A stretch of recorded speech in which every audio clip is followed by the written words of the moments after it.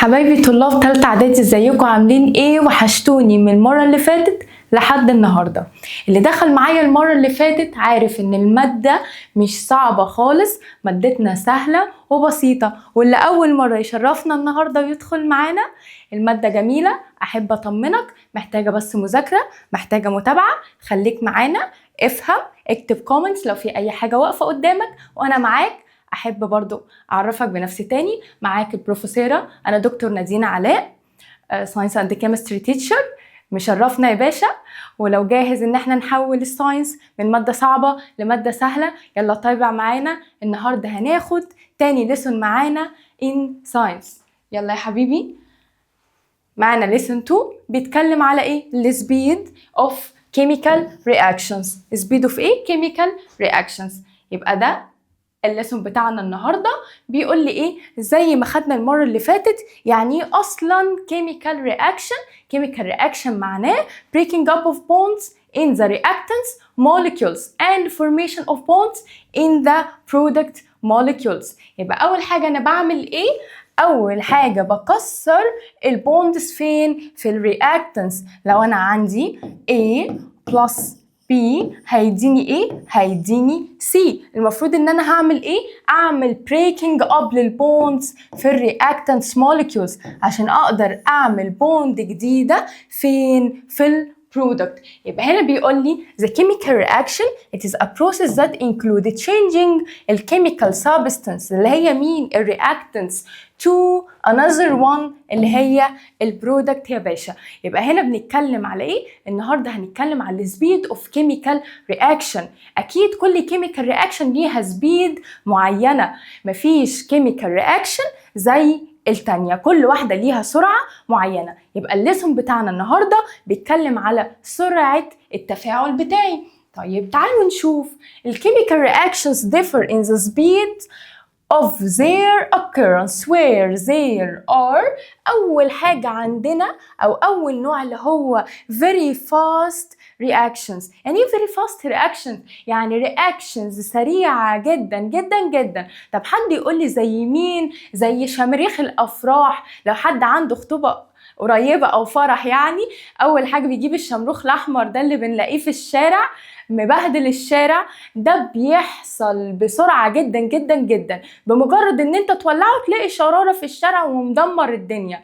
طيب يبقى انا عندي اول حاجة very fast reactions they occur in very short time. يبقى عندي التفاعلات السريعة قوي بتحصل في ايه؟ في وقت قصير. شمروخي معايا رحت مولع لقيته انفجر وبهدل الشارع كله. طب انا نفسي اجرب الموضوع ده يا جماعة، بصراحة ممتع وتحفة جدا جدا جدا. يبقى أول حاجة عندنا ده very fast reactions they occur in a very short time. الإكزامبل بتاعي مين؟ شماريخنا الحلوة اللي هي الفاير ووركس، الألعاب النارية. طيب تاني حاجة عندنا relatively slow reactions، يعني reaction أقل منها شوية في الإيه؟ في السرعة. يبقى reactions of oil with caustic soda. هو إيه caustic soda ده يا بروفيسورة؟ هو الصوديوم هيدروكسيد NaOH. يبقى أنا عندي لما أروح أجيب كوزدك صودا أو صوديوم هيدروكسيد وأحط عليه أويل يديني إيه؟ يديني السوب. يبقى أنا عندي التفاعل ده ماله؟ relatively slow reactions بيحصل في إيه؟ في short time. إلى حد ما بيحصل في إيه؟ في short time. طب أنا عندي السوب دي أصلا بتتعمل إزاي؟ بتتعمل من كوزدك صودا وشوية أويل ال NaOH اللي هو بنقول عليه البوتاس. طب في أي حاجة تانية بتتحط؟ ممكن نحط شوية بيرفيومز عليها. طب إحنا بنحط زيت ليه مثلا؟ عشان نخلي الصابونة ناعمة، ما تبقاش خشنة أو يعني تنشف إيدينا، فلازم شوية زيت برضو يتحطوا. فيبقى هنا إحنا عرفنا الرياكشن التاني بيبقى relatively slow reaction، بيبقى بطيء إلى حد ما. طيب تالت واحد عندنا very slow reaction، بطيء جدا. طب ده زي مين؟ زي rusting of iron. يعني ايه rusting of iron؟ اللي هو صدأ الحديد. صدى ايه يا حبايبي؟ ده صدى الحديد. عندنا مثلا جبنا مسمار رحنا بلينه حطيناه مثلا نسيناه على الحوض مثلا، مثلا الخواتم او الاكسسوارز اللي احنا بنلبسها لو حطيناها مثلا في ميه او اتبلت سيبناها شويه يعني اتعرضت لاكسجين جاز، بعدها بفتره يبقى هو very slow reaction. ليه؟ عشان بياخد several months to occur، بياخد شهور. يعني انا عندي صدى الحديد ده بياخد ايه؟ بياخد شهور. خلاص؟ طيب حلو جدا جدا جدا. طبعا الصدى بتاع الحديد ده بيبقى لونه ايه؟ بيتكون عندي layer كده اسمها ايه؟ اسمها reddish brown. اسمها ايه يا حبايبي؟ اسمها reddish brown، اللي هو بيبقى لون كده بني محمر شويه. خلاص كده؟ تمام. طب اخر حاجه عندنا very slow reactions. يعني ايه very slow reaction؟ reaction بطيئه جدا. بتاخد ايه؟ بتاخد millions of years. يبقى انا كان عندي rusting of iron بياخد several months to occur، بياخد شهور عشان ايه؟ عشان يحصل. طيب رابع حاجة too slow reactions بطيئة جدا جدا جدا. طيب زي مين؟ الرياكشن of البتروليوم oil formation inside the earth. ان انا اكون البترول اصلا. طب ده بيحصل ازاي؟ بيبقى عندي marine living organisms، كائنات حية حصل لها ايه؟ ماتت، اتدفنت تحت المية، اتعرضت لحرارة عالية جدا وبريشر عالي جدا. طب ده بيحصل يعني الوقت بتاعه ايه؟ millions of years. يعني بياخد سنين عشان يتكون البترول، بياخد سنين ايه؟ عشان يتكون. عشان كده انا قلت two slow reactions بطيئة جدا جدا جدا. خلاص يا شباب؟ يبقى احنا كده اتكلمنا على ايه؟ ال speed of chemical reactions. قلنا ان انا عندي كام speed؟ مثلا عندي 4. عندي reaction very fast جدا، بمجرد ان انا اولع شمروخ الجميل تلاقيه بهدل الشارع كله، بهدل الدنيا. يبقى ده بياخد very short time to ايه؟ occur. قلنا الاكزامبل بتاعها الفاير ووركس، الالعاب الناريه. طيب بعد كده relatively slow، الى حد ما بطيء. ليه؟ عشان بياخد short time، زي الرياكشن اوف الاويل مع الكوزديك صودا عشان اعمل ايه؟ اعمل السوب بتاعتي. طيب تالت حاجه عندنا الفيري سلو رياكشنز، التفاعلات البطيئه جدا. ليه؟ عشان بتاخد several months. يعني ايه several months؟ بتاخد شهور. طيب زي مين؟ زي الراستنج اوف ايرون. يعني اي حاجه هتصدي بتاخد ايه؟ several months. يعني ايه several months؟ يعني بتاخد شهور. طيب اخر حاجه عندنا two slow reactions اللي هي بتاخد ايه؟ millions of years، زي البتروليوم اويلز. خلاص كده؟ طيب يا حبايبي، تاني حاجة هنتكلم عليها ايه؟ هنتكلم على حاجة اسمها الكونسبت اوف ذا سبيد اوف ذا كيميكال رياكشن. طب ايه هو ده؟ اول حاجة عندنا جراف بيشرح لنا الكونسبت اوف ذا سبيد اوف ذا كيميكال رياكشن. طيب انا الرياكشن بتاعتي بتبقى ايه؟ بتبقى بتتكون من رياكتنس A plus B عشان يديني C. طب أنا في بداية التفاعل هل أنا عندي برودكت؟ لأ، البرودكت دي أنا بجيبها منين؟ حاجتين مع بعض بكسر البوندز بتاعتهم عشان يديني بوند جديدة في إيه؟ في البرودكت. يعني ده معناه إن أنا أصلا ما عنديش إيه؟ ما عنديش برودكت، أو أنا المفروض لسه هكسر عشان أنتج برودكت. طيب يبقى أول حاجة concentration of the reactants at the beginning of the reaction بتبقى كام؟ بتبقى 100%.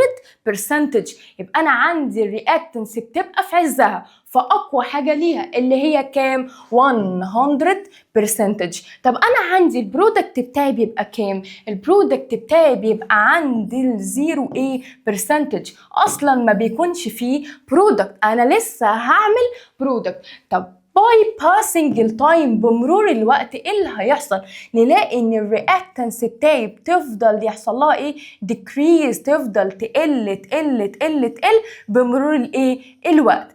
طب دي حاجه حلوه قوي. طب تاني حاجه نلاقي ان البرودكت بتاعي بيحصل له increase by passing of time. طيب at the end of the reaction، في نهايه التفاعل بتاعي ايه اللي بيحصل؟ هنلاقي ان ال concentration of the product، الناتج بتاعي اللي هو سميناه كلمه تانية اسمها resultants. طب هنلاقي هنا البرودكت بتاعي بقى بكام؟ لا، هنلاقي البرودكت بتاعي اللي هو السي بقى 100%.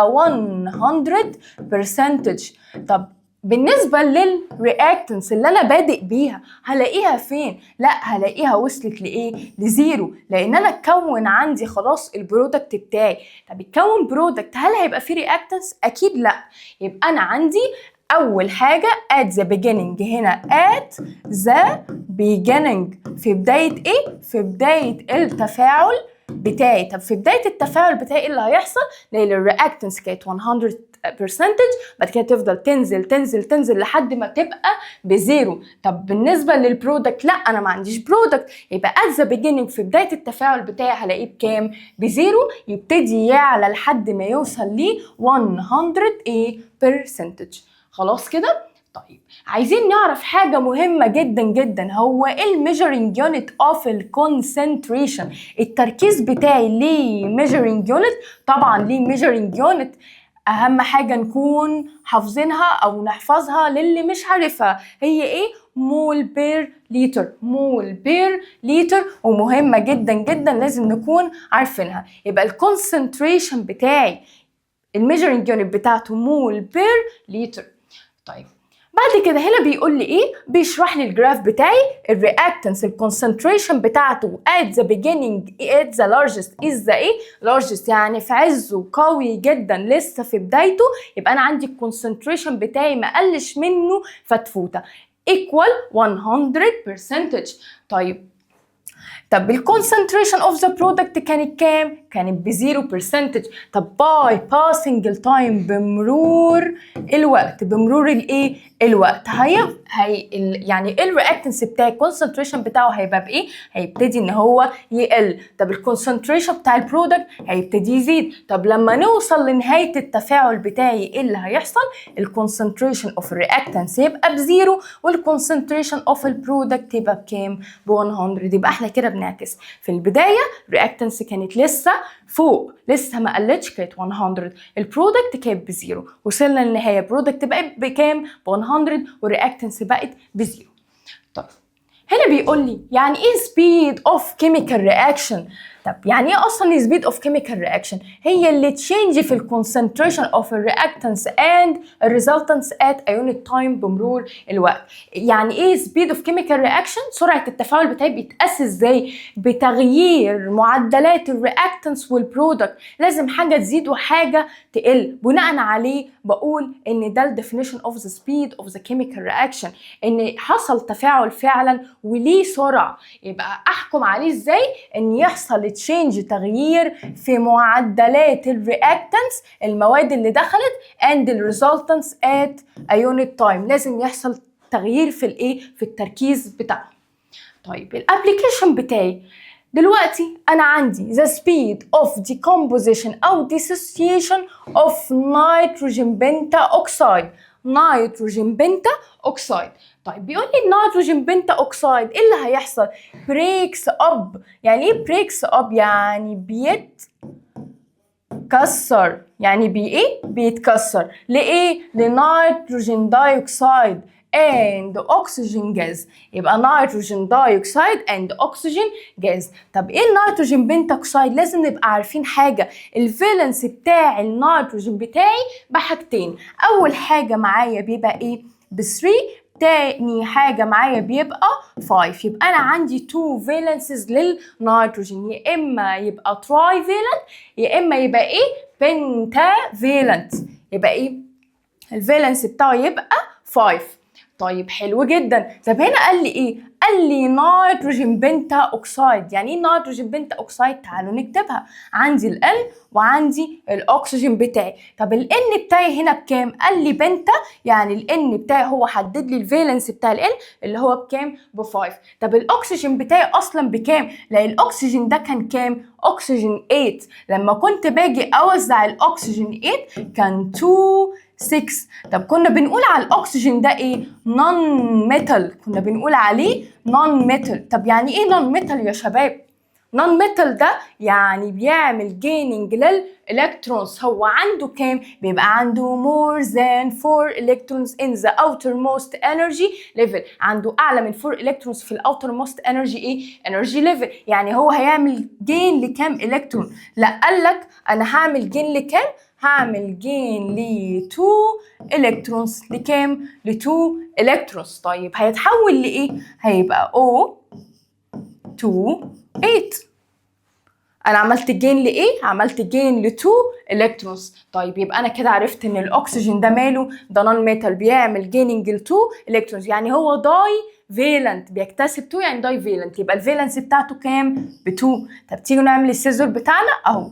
يبقى ال N بتاعتي كام؟ ب 2O5. خلاص، يبقى كده عرفنا النيتروجين بنتا اوكسايد بيجي ازاي. طب هو بيتكسر ليه؟ بيتكسر ل NO2 لنيتروجين دايوكسيد، وبيتكسر لايه؟ لاكسجين جاز. طيب حلو قوي. طب هنا قال لي ايه؟ قال لي بالنسبه للجراف بتاعي. طيب الجراف بتاعي ده دلوقتي انا عندي ايه؟ دلوقتي انا عندي رياكتنس. عندي رياكتنس. مين الرياكتنت بتاعي؟ عندي النيتروجين بنتا اوكسايد. يعني ايه السبستنس اللي انا دخلت بيها التفاعل بتاعي؟ هي النيتروجين بنتا اوكسايد. طب انا عندي مين البرودكت بتاعي؟ البرودكت بتاعي اللي هو النيتروجين دايوكسيد والاكسجين جاز. يبقى انا عندي يا جماعه المفروض ان انا داخله بايه؟ داخله بنيتروجين بنتا اوكسايد. طب خرجت بايه؟ خرجت ببرودكتس نيتروجين دايوكسيد ومين؟ والاكسجين جاز. خلاص كده يبقى ده الرياكتنت بتاعي، واللي هناك ده مين؟ البرودكت بتاعي. طب تعالوا نشوفهم في الجراف. هو احنا قلنا المفروض ان الرياكتنت بتاعي بيبقى بايه؟ بيبقى ب 100% by passing التايم. بمرور الوقت ايه اللي هيحصل؟ هلاقي ان الرياكتنس بتاعي بيحصل له ايه؟ بيحصل له decreasing لحد ما بيوصل لكام؟ بيوصل لزيرو. بيوصل لكام؟ بيوصل لزيرو. طيب بالنسبه لجراف الرياكتنس كده كده هو معروف، لان هو ايه؟ واحد، وانا عارفه ان الرياكتنت بتاعي كده كده بيقل. طب بالنسبه المفروض لمين؟ للبرودكت. طب انا عندي يا دكتوره عندي 2 جراف، عندي جرافين. طب انا هعرف منين مين الاكسجين ومين النيتروجين دايوكسيد؟ تعالوا نعمل يا شباب كده بالانس للايكويشن اللي معايا ونعرف مين الاكسجين ومين الدايوكسيد. اكيد اللي عنده concentration اعلى هو اللي هياخد الايه؟ الجراف اللي اعلى. طيب احنا هنا داخلين بايه؟ داخلين ب N2O5. داخلين ب N2O5. طيب خرجنا بايه؟ خرجنا ب NO2 plus O2. طيب تعالوا نعمل البالانس بتاعي. هو دلوقتي ال N بتاعتي بكام؟ ال N بتاعتي اللي انا داخل بيها المفروض ب 2. طيب بالنسبه للشباب ال O بتاعتي، لا ال O بتاعتي بكام؟ ال O بتاعتي ب 5. هنيجي الناحيه الثانيه هنلاقي ان ال N بتاعتي بكام؟ ال N بتاعتي ب 1. طب الاكسجين بتاعتي بكام؟ 2 و2، يبقى الاكسجين بتاعتي equal 4. طيب تعالوا نعمل بالانس. عندي هنا ال N ب 2 وهنا ب 1، عندي ال O 5 وهنا ب 4. طيب هو انا قلت المره اللي فاتت للي دخل معايا السيشن وكان بيتفرج، قلنا المفروض ان انا ببتدي بالسايد الايه؟ هو انا ببتدي ببص على الN هنا والN هنا، اشوف مين الصغير فيهم. ال N هنا ب 1 وهنا ب 2، يبقى هنا ال N في السايد ده هي اللي اصغر. الصغير بنعمل فيه ايه؟ قلنا بنعليه وبنكبره، الكبير ما بينزلش. طيب ال N هنا بكام؟ ال N هنا ب 1. طيب انا دلوقتي لو حطيت هنا كام؟ 2 عشان تبقى 2 زي اختها، هنلاقي ان ال N هنا اتحولت بقت ب 2. طب الاكسجين هنا بقت بكام؟ 2 في 2 هيبقى ب 4 زائد 2 هيبقى بكام؟ هيبقى ب 6. طيب تعالوا نبص كده. يبقى ال N بقت ب 2 زي دي، بس ال O هنا دي ب 6 ودي بقت ب 5. يبقى احنا هنعلي شويه، يبقى 2 دي كام؟ 2 دي غلط، يبقى ال 2 دي بتاعتي ايه؟ دي رونج، دي مش صح. طيب طب تعالوا نشوف المفروض هنعمل ايه. طب لو علينا شويه حطينا مثلا هنا ايه؟ حطينا هنا 4. طب 4 وN هتبقى ايه؟ ال N ب 4. طب هنا 4 في 2 يعني الاكسجين هنا بكام؟ 4 في 2 بكام؟ ب 8 بلس 2 هتبقى الاكسجين بتاعتي ب 10. طب هنا الاكسجين بتاعتي ب 5 والN بتاعتي ب 2. طب انا عايزاها تبقى زي مين؟ زي اللي هناك. يبقى هنا نحط ايه؟ نحط ايه عشان الN تبقى ب 4؟ هنحط مثلا كام؟ هنحط 2. يبقى هنا 2 في 2 بقت ال N ب 4 ايكوال ال N اللي هنا. طب 2 في 5 بقت ال O بكام؟ ال O بقت ب 10. يبقى ال O هنا بقت تساوي ايه؟ ال O اللي هنا. يبقى احنا كده قدرنا نعمل بالانس الايكويشن. قدرنا نعمل بالانس. طب تعالوا هنا نشوف بعد ما عملنا البرودكتس بتاعتي هنا بكام؟ هنا 4N2 هنا بكام؟ هنا ب 1. يبقى مين اللي اعلى؟ ال NO2 ولا ال O2؟ لا ال NO2 بكام؟ ب 4. يبقى هنلاقي هنا ان الجراف الاعلى مين؟ اللي هو ال NO2 والجراف اللي اقل ال O2. طب يا ميس بدل اللخبطه دي كلها في حاجه اسهل؟ طبعا احنا عندنا الرياكشن ده الاكسجين خارج منه as secondary product. as ايه؟ secondary product. يعني ايه secondary product؟ يعني ناتج ثانوي. طب الناتج الثانوي ده بيبقى اقل من ايه؟ من اللي معاه. ده بيبقى اقل، الكونسنتريشن بتاعته اقل عشان ده ايه؟ secondary product. خلاص يبقى احنا كده عرفنا الجراف بتاعنا. قلنا الرياكتنس بتاعتي بتبتدي تقل لحد ما بتوصل at the end. في النهايه بتبقى ايه؟ في النهايه بتبقى ب 0. طب عندي البرودكت، لا البرودكت عندي بتبتدي تزيد لحد ما بتبقى at the end بكام؟ ب 100%. خلاص كده يا شباب. يبقى احنا كده اتكلمنا في الجراف ده، اداني اكزامبل على الديكومبوزيشن. طب حد ملاحظ حاجه؟ احنا هنا حققنا الديفينيشن اللي هو السبيد اوف كيميكال رياكشن. حصل ايه؟ حصل تغيير في الكونسنتريشن بتاع الرياكتنس ان هو قل والبرودكت حصل له ايه؟ البرودكت زاد. طيب تعالوا نكمل. يبقى هنا بيشرح لي الجراف بتاعي ان at the beginning الرياكتنس كان ب 100 لكن concentration of البرودكت سواء النيتروجين دايوكسيد او ال O2 ايه smallest كانت بزيرو. بعد كده by passing التايم الرياكتنس ابتدت تقل، البرودكت ابتدت تزيد، في النهايه الرياكتنس بقت بزيرو والconcentration of the product بقى 100%. طيب بيقول لي ايه؟ ال end time of the reaction is evidenced by the constancy of concentration of both reactants and the product by passing التايم. يعني ايه؟ الوقت الاخير او الاندنج تايم خلاص الرياكشن فنشت خلصت، ايه اللي هيحصل؟ بيقول لي الدليل بتاعها اللي ايه؟ ان في كونستانسي ثبات في ايه؟ في الكونسنتريشن اوف الرياكتنس والبرودكت. حصل الرياكتنس بقى بكام؟ بقى بزيرو خلاص ثبت، والبرودكت بقى ب 100. خلاص كده؟ طيب بيقول لي ايه؟ بيقول لي طب انا بقيس السبيد اوف الكيميكال رياكشن can be measured practically by the rate of. بقدر اقيسها عمليا بايه؟ disappearance of the reactants. ان الرياكتنس بتحصل لها ايه؟ تختفي تماما، ما يكونش ليها وجود. appearance of ايه؟ of the resultants. حاجه تختفي وحاجه ايه؟ تطلع. طيب عندي هنا بيقول لي الريت اوف ذا رياكشن اوف صوديوم هيدروكسيد سوليوشن ويز كوبر سلفيت. هنا هنعمل رياكشن ما بين ايه؟ تو سبستانس. اول حاجه عندي اللي هو الصوديوم هيدروكسيد. طب حد يفكرني الصوديوم هيدروكسيد ده كنا بنحط عليه ايه عشان يدينا صوب؟ اللي عارف يكتب لي في الكومنتس عشان اعرف مين مركز معايا ومين نايم تحت البطانيه بيشرب النسكافيه ومروق على نفسه بقى. ادي لي الترم الثاني لسه ما بدأش وانا هذاكر من اول يوم لحد ان شاء الله لما ندخل المدارس والكلام ده. لا انا عايزاك تسمع وتعرف معلومات وتأكد عليها. طيب يبقى انا عندي اول حاجه الصوديوم هيدروكسيد زائد الكوبر سلفيت هيديني صوديوم سلفيت زائد CuOH باي 2. طب حد يفكرني التفاعل ده كان سمبل سبستيتيوشن خدناه المره اللي فاتت ولا كان دبل سبستيتيوشن؟ برضو الناس اللي عارفه ومذاكره برضو تكتب لي في الكومنتس، عايزه اعرف مين الناس اللي مركزه معايا. طيب اول حاجه عندي بعد ما احط الصوديوم هيدروكسيد والكوبر سلفيت هيديني ايه؟ هيديني صوديوم سلفيت. صوديوم ايه؟ صوديوم سلفيت زائد CuOH باي 2. ليه؟ عشان الفالنس بتاعت الكوبر بكام؟ ب 2. طيب ايه اللي هيحصل؟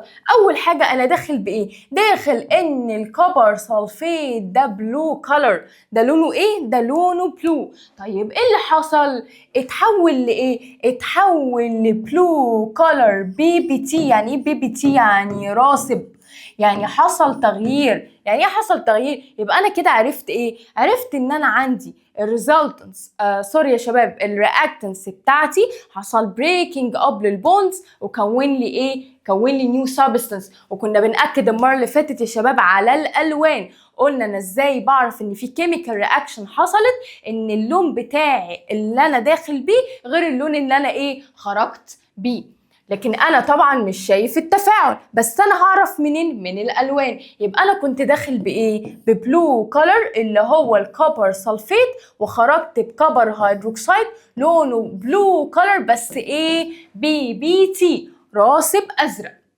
طيب يبقى هنا بيقول لي انا كده حكمت ان حصل اول سبيد اوف كيميكال رياكشن. احنا قلنا ليها ديفينيشن اللي هو ايه؟ قلنا اللي لازم يحصل ايه يا شباب؟ لازم يحصل تشينجينج للكونسنتريشن اوف الرياكتنس اند الريزلتنس. لازم يحصل تغيير في الكونسنتريشن. طب هنا حصل تغيير طبعا، وحصل disappearance لمين؟ للكوبر سلفيت سوليوشن. حصل له ايه؟ disappearance لمين؟ للبلو كولر، واداني ايه؟ عمل لي فورميشن لبلو كولر بس ايه؟ بي بي تي اوف الكوبر هيدروكسيد.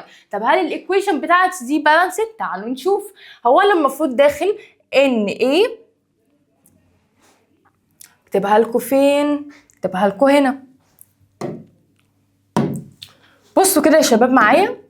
طيب انا هنا داخل بايه؟ داخل بان اي او اتش، يبقى ان اي او اتش بلس كبر سلفيت سي يو اس او 4. ما حطيناش هنا 2 ليه يا بروفيسوره؟ علشان الاس او 4 ب 2 فالنسي بتاعها، والسي يو برضه ب 2، ف 2 مع 2 طبعا بيروحوا مع بعض. طيب هنا ان اي 2 SO4. حد يفكرني ال Na ده ميتال ولا نون ميتال؟ لا ده كان بيعمل ايه؟ المفروض كان عنده 281، كان بيستغنى عن ال1 بتاعه وبيعمل له ايه؟ بيعمل له لوس. فاحنا قلنا ان الاوتر موست انرجي ليفل لو هو less than 4 الكترونز يبقى ده مين؟ ده الميتال بتاعي. طيب بعد كده هيديني ايه؟ CuOH باي 2. طيب CuOH باي 2 تعالوا نشوف، زائد CuOH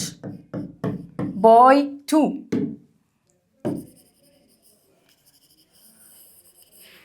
طيب تعالوا يا شباب نشوف هل ده بالانسد ولا لا. هو انا داخل بكام؟ انا داخل بان ايه واحده، خرجت هنا بكام؟ بالان ايه ايكوال 2. طيب يبقى انا عندي الان هنا الان ايه ايكوال 1. طيب الاكسجين هنا ايكوال كام يا شباب؟ 1، وهنا O4 ب 5.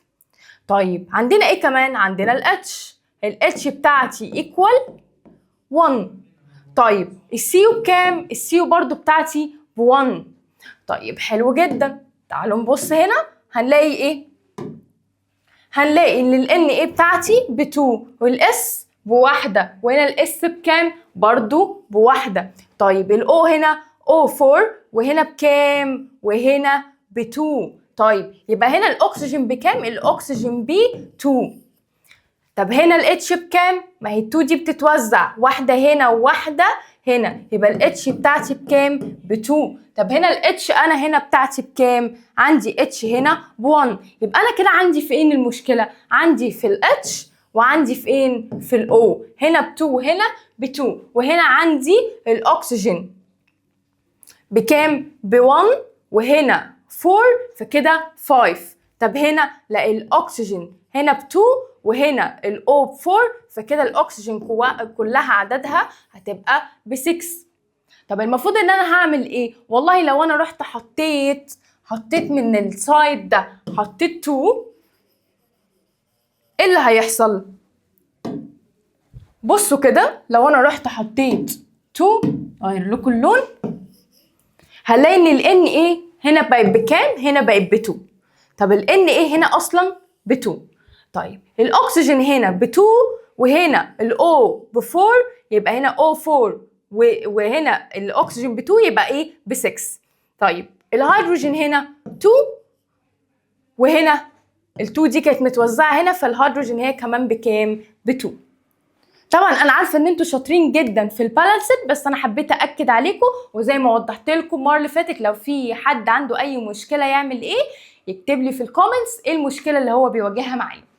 طيب يبقى احنا هنا كده شرحنا الاكسبيرمنت بتاعتنا، وتعالوا برضو نشوف لها فيديو عشان نأكد عليها.